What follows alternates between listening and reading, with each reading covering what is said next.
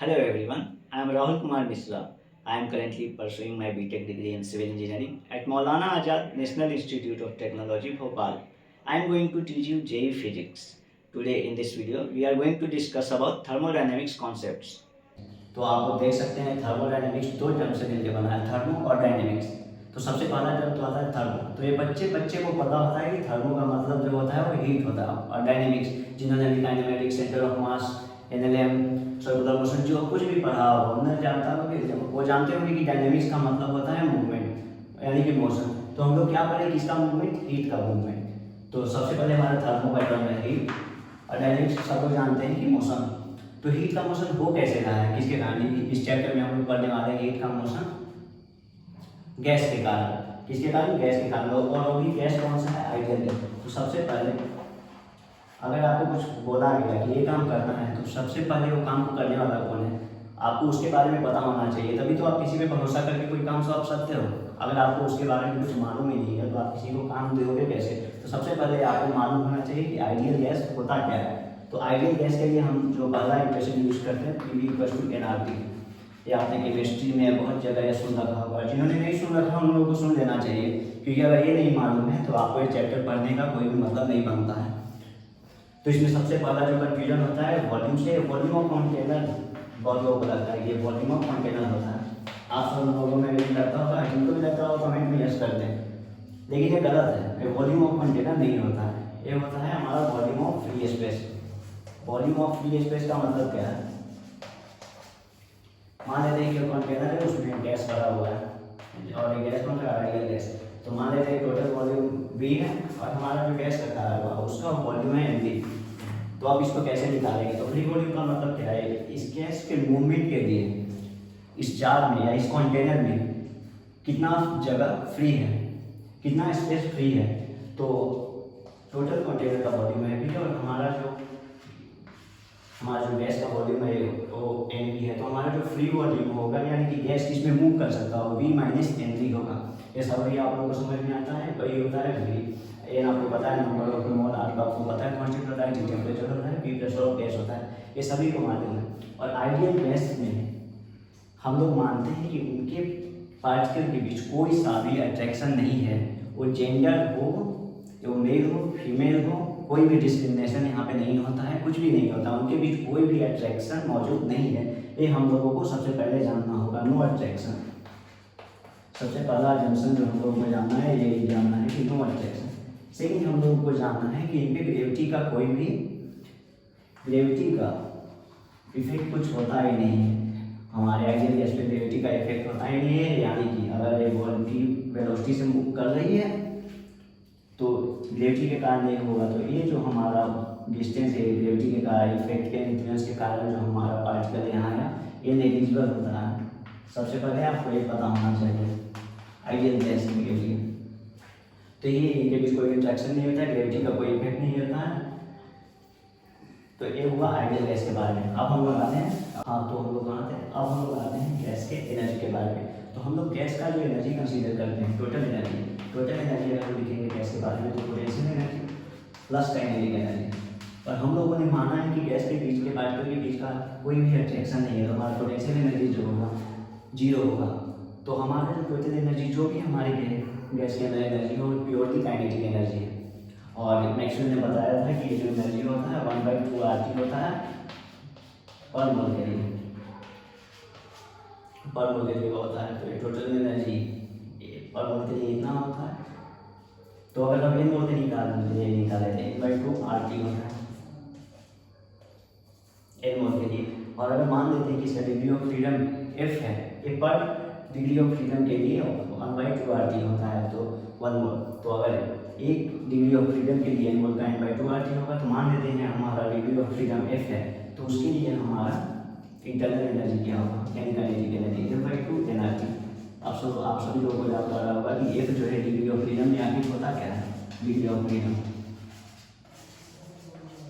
और जिनको डाउट नहीं आ रहा है उनको सोचना चाहिए कि डाउट आ क्यों नहीं रहा है। हो सकता है कि आप लोग ठीक से देख नहीं रहे हो। तो हम लोग आ जाते हैं डिग्री ऑफ फ्रीडम पे। एफ क्या होता है, degree of freedom. Degree of freedom का मतलब है, नाम से समझ में आता है कि फ्रीडम। तो आप किस तरीके से मूवमेंट कर सकते हो, इंडिपेंडेंटली, वही हमारा डिग्री ऑफ फ्रीडम। कोई चल सकता है, कोई उड़ भी सकता है, तरीके होते हैं कि हम किस तरह से मूव कर सकते हैं। तो इसके लिए होते हैं, इसको 3 पार्ट में डिवाइड किया गया, मोनोएटॉमिक गैस के लिए, डायटोमिक गैस के लिए और ट्राइएटोमिक गैस के लिए। मान लेते हैं मोनोएटॉमिक गैस ऐसा है, तो या तो ये एक्स में जाना चाहेगा, बी एक्स होगी वेलोसिटी, या फिर डिवाइड होगी या फ्री जेट होगी। तो इसकी डिग्री ऑफ फ्रीडम कितनी आएगी मोनोएटॉमिक गैस के लिए 3। अब यहाँ पे बात आती है डायटोमिक गैस के लिए। तो डायटोमिक गैस किस तरह से होगा, इस तरह से। तो अगर डायटोमिक गैस है, मान लेते हैं कि हमारा एक, आपको इसका सिंगल दिख रहा है, एक जो डायटोमिक गैस हमारा एक O2 है। तो डायटोमिक गैस इस तरह से होगा। तो ये क्या कर सकता है, या तो डी में मूव कर सकता है, डी में मूव कर सकता है, और या पी में मूव कर सकता है। पर आपको एक बात और यहाँ ध्यान रखना है कि या तो इस तरह से मूव कर सकता है, रोटेट भी तो कर सकता है, या तो इस तरह से कर सकता है इस एक्सिस के अलावा, या फिर इस तरह से कर सकता है। अब मान लेते हैं कि एक एक्सिस की तरफ अगर हम लोग इसको इस तरह से घुमाना चाहें तो इसका कोई मतलब नहीं बन जाता है, क्योंकि कोई भी मोमेंट ऑफ इनर्शिया अगर इसको इस तरह से घुमाएं तो मोमेंट ऑफ इनर्शिया देगा ही नहीं, तो इसके घूमने का कोई मतलब ही नहीं, कोई सिग्निफिकेंस ही नहीं है। तो ये 2 तरीके से घूम सकता है, तो डब्ल्यू एक्स या डब्ल्यू वाई, जब भी इसको घुमाने का कोई मतलब ही नहीं बन जाता है। तो इसके डिग्री ऑफ फ्रीडम क्या आ जाएगा, डिग्री ऑफ फ्रीडम डायटोमिक में 5। 3 तो आपका हो जाएगा ट्रांसलेशनल और 2 हो जाएगा आपका रोटेशनल। ट्राइएटोमिक गैस मान लेते हैं कि इसकी में 2 केस होंगे लीनियर। अगर लीनियर होगा मान लेते हैं CO2, तो सी मान लेते हैं। अगर लीनियर किया तो ऐसे केस किया तो 5 ही हो जाएगा। अगर मान लेते हैं कि लीनियर नहीं तो इस तरह से कुछ बनेगा। तो अगर ये लीनियर नहीं है तो ये तो डब्ल्यू इधर से भी घूम सकता है, ऊपर से भी घूम सकता है, ठीक है, ये 3 डायरेक्शन में घूम सकता है इस तीनों एक्सिस के बाद, ठीक है। तो इसमें डब्ल्यू एच डब्ल्यू तीनों ही होगा, इतना आपको समझ में आता है। तो इसकी डिग्री ऑफ फ्रीडम हो जाएगी 3 रोटेशन ट्रांसलेशनल हो जाएंगे, 3 rotational, total degree of freedom 6। तो यही पर जो हमारे इंटरनल एनर्जी में का लिखते हैं वो हो जाता है F/2 NRT। आगे बढ़ते हैं।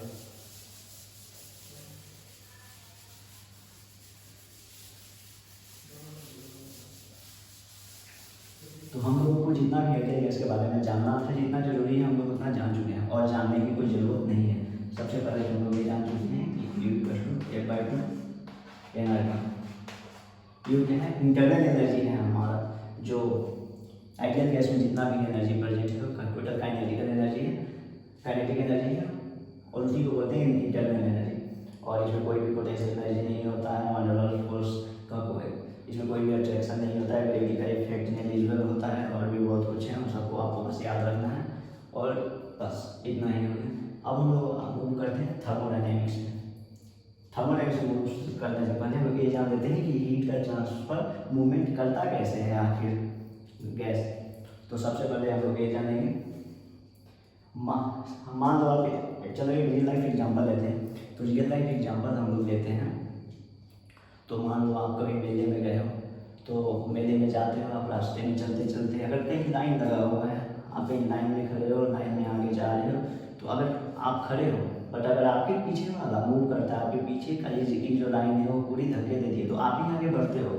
तो उसी तरह से अगर कोई एक गैस का पार्टिकल है जिसके पास एनर्जी है और यहाँ है, इन सारे के पास अगर एनर्जी है और यहाँ खड़ा है, तो ये सब चलते चलते अगर इससे कोई लाइट करेंगे तो आगे बढ़ेगा, तो इसकी एनर्जी बढ़ेगी, इसकी काइनेटिक एनर्जी बढ़ेगी। तो ऐसे ही करते करते ये अपने आगे वाले को देखा, टोटल सिस्टम की काइनेटिक एनर्जी बढ़ जाएगी। ये तो इस तरह से पार्टिकल में हीट का ट्रांसफर होता है गैस के अंदर, ठीक है। इतना समझ में आता है इंटरनल एनर्जी के थ्रू। अब हम लोग आ जाते हैं थर्मोडायनेमिक सिस्टम। थर्मोडायनेमिक्स पर हम लोग आ जाए, तो अगर थर्मोडायनेमिक्स पे आ जाए, थर्मोडायनेमिक्स में बहुत सारे टर्म हैं, system, surrounding, adiabatic, wall, separator, diathermic, और भी बहुत सारे टर्म हैं। इन सब टर्म को हम लोगों को बस ऊपर ध्यान देना है। तो थर्मोडायनेमिक सिस्टम क्या होता है, मान लो आप एक सिस्टम हो गैस, तो आप गैस हो मान लो, तो अगर कोई भी कंटेनर दिया हुआ उसमें गैस है, ये हो जाता है हमारा सिस्टम, इसी को बोलते हैं हम लोग थर्मोडायनेमिक सिस्टम। तो मान लो कि आप सिस्टम हो गए, आप गैस हो, आपके अलावा दुनिया की कोई भी चीज़, स्पेस की कोई भी चीज़, कहीं की भी चीज़ जो भी है, उन सब चीज़ों को हम लोग बोलेंगे सराउंडिंग। तो तो सिस्टम के अलावे मतलब आपके अलावे आप गैस हो, आपके अलावे दुनिया की कोई भी चीज़ कहीं भी रखी हो उससे आपको कोई भी फर्क नहीं पड़ना है। आपके मम्मी हो पापा हो सब सराउंडिंग है, यहाँ कोई भी अपने तो अपने होते हैं वाला आपको रूल नहीं लगाना है। आपके अलावे जो भी कुछ है, जो भी आपके आसपास है, जो भी इन्वायरमेंट है, जो भी है वो सबको क्या हो जाएंगे सराउंडिंग। यहाँ किसी को कोई भी फैमिली बिजनेस नहीं करना है। सराउंडिंग का मतलब सराउंडिंग, आपके अलावे सब कुछ सराउंडिंग जिसको आपने माना। नेक्स्ट टर्म जो हमारा आता है वो आता है डायथेरिक। डायथेरिक बोल, मान लो आपका एक कंटेनर है, इसमें गैस का पाइप भरा हुआ है, ये आपने ले लिया, ये बोल दे दिया। तो अगर ये बोल हीट का ट्रांसफर होने देती है but heat transfer allowed, but अगर ये मास का ट्रांसफर नहीं होने देती है तो ये जो हमारी बॉल है ये डायथेरिक हो जाती है। इस टर्म में आपको कुछ भी नहीं करना है, बस याद करना है इनको। बस सिंपली आपको आप छोड़ दो, आप इनको 10-12 नोट पढ़ लो, देख लो, आपको याद हो जाना है। आप क्वेश्चन कर लो, आपको याद हो जाएगा और कोई ज़रूरत नहीं है। नेक्स्ट जो हमारा करना था हमारा एडियाबेटिक। एडियाबेटिक का मतलब है उसमें हीट ट्रांसफर हो सकता था बट मास नहीं हो सकता है। एडियाबेटिक में सिंपली है ना तो हीट और ना ही मास, कुछ भी ये ट्रांसफर नहीं होने देगा। इसका सिंपल मतलब यही है। अब जो हमारा सबसे इम्पोर्टेंट टर्म आता है जो कई बार पूछा जाता है, जो जनरल टर्म है कंडक्टिंग। आपने सुना होगा कि कंडक्टर, यहाँ पे बिजली भी आ रही है तो कैसे आ रही है कंडक्टिंग वायर के कारण। तो कंडक्टिंग वायर किसी चीज़ को कंडक्ट ही करती है, नाम से ही समझ में आता है। तो अगर कंडक्टिंग वॉल दिया हुआ है, कंडक्टिंग वॉल, इसका मतलब हीट का एक्सचेंज अलाउ करेगी, ये टेम्परेचर चेंज करेगी अगर ये कहीं पे है तो। और ये आपको बस समझ में आना चाहिए कंडक्टिंग का। ये सारे टर्म हैं तो आपको ध्यान रखें। हाँ, तो सेपरेटर का मतलब क्या है? आपके और आपके बाहर मतलब आपके जो सिस्टम और सराउंडिंग को जो अलग कर रहा है वही तो है सेपरेटर। जैसे आपका घर है, आपके घर का दीवार क्या कर रहा है, आपके पड़ोसी की और आपके घर को सेपरेट कर रहा है, यही तो है। हमारे सिस्टम को जो सराउंडिंग से सेपरेट कर रहा है उसी को सेपरेटर बोलते हैं। कई लोग सेपरेटर बोल देते हैं, कई लोग बोल देते हैं। आपको उससे कोई भी मतलब नहीं। फर्स्ट रोज देखने से पहले हम लोग देख लेते हैं जीरो फ्लो। जीरो फ्लो में क्या होता है, मान लेते हैं सिस्टम का मतलब तो आप लोगों को अब तक समझ में आ ही गया हो। ये मान लेते हैं, ये इसका टेम्परेचर है, इसका टेम्परेचर टीपी है, इसका टेम्परेचर टीसी है। मेरे दो दोस्त हैं मान लेते हैं, एक दोस्त है हमारा नरेश, एक हमारा दोस्त है अभिनव, और एक मैं ही हूँ। तो मान लेते हैं कि हम तीनों साथ रहते हैं। तो हम तीनों साथ रहते हैं जब हम लोग कॉलेज में आए, कॉलेज में जब स्टार्ट में हम लोग थे तो हम तीनों के क्या थे, प्रॉपर्टीज कुछ अलग अलग थे, कुछ सेम थे, कुछ अलग थे। लेकिन हम लोग जब साथ रहने लगे तो क्या हो गया, हम तीनों के लक्षण क्या मिलने लगे, तो हम तीनों एक ही काम करने लगे। यही यहाँ कहना है, अगर बहुत समय तक इनको छोड़ दिया जाए, टीए नीचे इनका टेम्परेचर कुछ भी हो, जब इक्विलिब्रियम में आ जाएंगे तो टीए टीसी, मतलब तीनों दोस्त अब सेम हो चुके हैं। किसी को पता भी नहीं चल रहा है कि किसने कौन सा काम किया है, बस आपको यही जानना है। बहुत समय जब हो जाए, बहुत दिन तक आप किसी के साथ रह जाते हो तो पता नहीं चलता है आप कौन हो, सामने वाला कौन हो। बस यही है, तीनों का टेम्परेचर सेम हो जाना है। तीनों को पता है कि किससे क्या बात करना है, पता नहीं है, बस हो जाता है। यही है जीरो फ्लो ऑफ थर्मोडायनेमिक्स। अब हम आ जाते हैं फर्स्ट लॉ में। तो फर्स्ट लॉ ऑफ थर्मोडायनेमिक्स क्या होता है, इसको समझने के लिए एक एग्जांपल चलो ले लेते हैं। मान लेते हैं आपके पास 1 करोड़ रुपया है, ऐसे होगा नहीं लेकिन मान लेते हैं कि आपके पास है 1 करोड़ रुपया। अब आप 1 करोड़ रुपये का आप क्या करेंगे, मान लो किसी को आपने दिया, जैसे लक्ष्मी चिट फंड जिन्होंने हेरा फेरी देखा उनको समझ में आता है। मान लो आपने किसी को दिया 1 करोड़ रुपये कि मेरा ये काम कर दो, बट 1 करोड़ रुपये लेकर के तो आपके मन में भी लालच आता ही होगा। तो 1 करोड़ रुपये आपने दे दिया किसी को। 1 करोड़ रुपये देने के बाद उसके मन में लालच आ गया, उसने सोचा कि इसमें से 10 लाख रुपये चलो निकाल लेते हैं, 90 लाख रुपये तो है ही। और आपका काम, मान लो आपका घर बनाना, तो घर में आप हो सकता है उसने सीमेंट कम मिला दिया, खराब क्वालिटी का मिला दिया, और 90 लाख में उसने आपका काम कर दिया। लेकिन उसके मन में लालच था, और हर इंसान के मन में थोड़ा लालच तो होता है।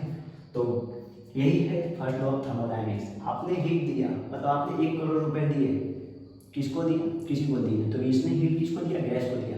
तो गैस क्या करती है, गैस पहले खुद के लिए रख लेती है कि अपना इंटरनल एनर्जी तो बढ़ा तो पड़े, यही तो काम है। उसने 10 करोड़ में से 10 लाख रुपए रख दिए कि चलो, और फिर जो काम होगा, फिर वर्क डन जो होगा गैस के बाद, कुछ एनर्जी खुद के लिए बचा ली और कुछ एनर्जी वर्क करने में लग गया। यही है, आपको भी लगा, उसको भी लगा, किसी को क्या ही पता चलेगा अगर 10 लाख रुपए रख लो तो। सेम काम गैस करती है, कुछ खुद के लिए रख दिया और किसी से कुछ से वर्क किया। तो मान लेते हैं, इसको समझने के लिए पढ़े लिखे लोगों की भाषा में अगर इसको समझा जाए तो कैसे समझेंगे। ये स्प्रिंग मान लेते हैं, एक गैस है, यहाँ से हमने हीट देना शुरू किया। तो जब हमने हीट देना शुरू किया तो गैस क्या करेगी, गैस को के फर्स्ट पार्टिकल में टेम्परेचर बढ़ेगी। जैसे आपने तवे, आप कभी बैठे हुए कहीं पे आप बैठे हुए, मान लो आप गलती से तवे पे बैठ गए तो आपको गर्म लगेगा, तो गर्म लगने के कारण आपके उछल के भाग गए। तो यहाँ पर जो हीट देना स्टार्ट हुआ तो सबसे पहले पार्टिकल क्या गर्म हुआ।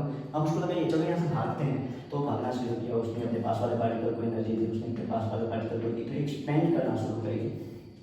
मतलब ये चाहेगी कि हम अपना वॉल्यूम कैसे भी बढ़ा लें। तो मान लेते हैं फाइनल में यहाँ आ जाते हैं Gx। तो अब क्या हुआ, ये फोर्स लगाते लगाते अब यहाँ पे फोर्स क्या है, pressure of gas into area, इसकी सरफेस एरिया, यहाँ क्रॉस सेक्शनल एरिया। तो गैस ने इतना किया, गैस क्या करती है, गैस के प्रेशर के कारण हमारा इतना एक्सपेंड हुआ। पिस्टन, ये पिस्टन है, ये मूव कर सकती है, पिस्टन में मूव है। तो ये कब तक मूव होते रहेंगे, जब तक इधर का प्रेशर और इधर का प्रेशर बराबर ना हो जाए, ये तो अपना काम है। तो अगर हम लोग वर्क डन बाई गैस लिखें, वर्क डन बाई गैस, तो क्या हो जाएगा, प्रेशर ऑफ गैस इनटू उस पे एरिया, ये हमारा फोर्स हो जाएगा। और कितना डिस्प्लेसमेंट उसने कराया ये आप देख सकते हो। क्या एरिया को हम लोग जी भी बोल सकते हैं। तो क्या हमारा वर्क डन बाई गैस ये हो गया, work done by gas PdV। तो बस यही इसी का कैलकुलेशन है थर्मोडायनेमिक्स में, इसके अलावा कुछ भी नहीं। आपको अगर आगे निकालना तो सब कुछ हम निकाल सकते हैं। और इसमें ध्यान रखना है कि हम लोग गैस को रेफरेंस मान रहे हैं, तो गैस के कारण जो वर्क डन होगा वो पॉजिटिव होगा, और अगर गैस पर कुछ वर्क किया गया है तो उसको हम लोग नेगेटिव ले लेंगे। तो यही है, फर्स्ट लोग क्या बोलता है, हमने हीट दिया, हीट का क्या काम हुआ, करने इंटरनल एनर्जी बढ़ाने में, और फिर क्या किया, गैस ने वर्क किया। ये है हमारा फर्स्ट लॉ ऑफ थर्मोडायनेमिक्स। यहाँ खत्म हो जाता है फर्स्ट लॉ ऑफ थर्मोडायनेमिक्स। अब आते हैं हम लोग प्रोसेस पे। कुछ प्रोसेस होते हैं, प्रोसेस कितने हो सकते हैं, किसी को बताना। कुछ लोग बोलेंगे 4 प्रोसेस होता है, कुछ लोग बोलेंगे 5 प्रोसेस होता है, कुछ लोग बोलेंगे 6 प्रोसेस होता है, लेकिन एक प्रोसेस इनफाइनाइट हो सकते हैं। बट क्या आप इनफाइनाइट प्रोसेस पढ़ोगे तो आपका रिप्लाई बस हर 2 साल के एग्जाम है तो है कितना पढ़ने की तो ज़रूरत ही नहीं है। आपको बस एक जनरल प्रोसेस बता दिया गया, उसमें सब खत्म है। आपके लिए जो इम्पोर्टेंट प्रोसेस है, पहला प्रोसेस है आइसोबारिक, आइसोबारिक प्रोसेस। तो आइसोबारिक को हम लोग कैसे समझते हैं, आइसोबारिक का मतलब है प्रेशर कांस्टेंट। तो प्रेशर कांस्टेंट मान लेते हैं कि आइसोबारिक जो हमारा है वो अभिनव है, अभिनव मेरे उसका नाम है आइसोबारिक प्रोसेस। आइसोबारिक प्रोसेस का सिंपल मतलब ये है, हमने हीट दिया, हीट का कुछ पार्ट गया इंटरनल एनर्जी को बढ़ाने में और कुछ पार्ट गया वर्क करने में। तो इसमें दोनों काम हो रहा है, इंटरनल एनर्जी भी बढ़ रहा है और वर्क भी हो रहा है। तो ये है अभिनव। जो हमने हीट दिया, यानी कि 1 करोड़ रुपये अभिनव को दिए गए, उसमें से अभिनव ने क्या किया, कुछ अपने पास रख लिया और कुछ का वर्क किया। गैस को हीट दिया गया, हीट के लिए गैस ने क्या किया, अपनी इंटरनल एनर्जी को बढ़ाया और उसके बाद वर्क किया कुछ। तो अब लिखते हैं इंटरनल एनर्जी हम सब लोगों को मालूम है कि F/2 NR है। इंटरनल एनर्जी जो होता है हमारा पाथ इंडिपेंडेंट होता है। मतलब हम लोग किस तरीके से, मतलब अभिनव ने किस तरीके से 20 लाख रुपए खुद के पास रखे, हम लोगों को इससे कोई मतलब नहीं। हम लोग को बस मतलब किससे, उसने 20 लाख रुपए रखे, किस कारण से रखे, किस लिए रखे, कैसे रखे, हमको कुछ नहीं मतलब। अभिनव ने चोरी किया, कैसे किया, हमको कोई भी लेना देना नहीं है। यानी कि इंटरनल एनर्जी सिर्फ टेम्परेचर पे डिपेंड करती है, इनिशियल पोजीशन और फाइनल पोजीशन, इनिशियल टेम्परेचर और फाइनल टेम्परेचर पे। पाथ इंडिपेंडेंट प्रोसेस पे डिपेंड नहीं करता है। आइसोबारिक आइसोकोरिक कुछ भी हो, किसी से भी फर्क नहीं पड़ने वाला है, प्रोसेस इंडिपेंडेंट है। और वर्क डन बाय गेस्ट होता है हमारा प्रोसेस डिपेंडेंट है। उसने काम कैसे किया, 80 लाख रुपए का हमारा काम कैसे हुआ, ये हम इसमें हमारा इंटरेस्ट है। हम जानेंगे कि उसने काम कैसे किया, तभी तो पता चलेगा कि अभिनव ने कितने पैसे खुद के पास रखे और कितनों का काम किया। तो अब आते हैं आइसोबारिक प्रोसेस में वर्क लिखते हैं। तो प्रेशर इसमें constant, pressure of gas into D, यहाँ पे प्रेशर ऑफ गैस कांस्टेंट है, बाहर आएगा तो क्या लिखेंगे, P into B final minus B initial. ये हमारा हो जाता है work done by gas in isobaric process. ठीक है, अब हम लोग आते हैं अपने नेक्स्ट प्रोसेस पे।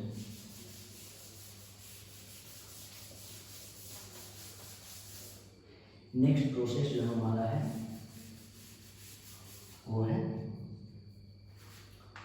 आइसोकोरिक। नाम में आपको कुछ नजर आ रहा है, नहीं नजर आ रहा है तो ध्यान से देखने का कोशिश कीजिए, कुछ आपको नजर आ जाएगा। आइसोकोरिक प्रोसेस को हम एक और दोस्त के एग्जाम्पल से लेते हैं। किसके दोस्त से? मेरे दोस्त के एग्जाम्पल से। तो आइसोकोरिक का मतलब है नरेश।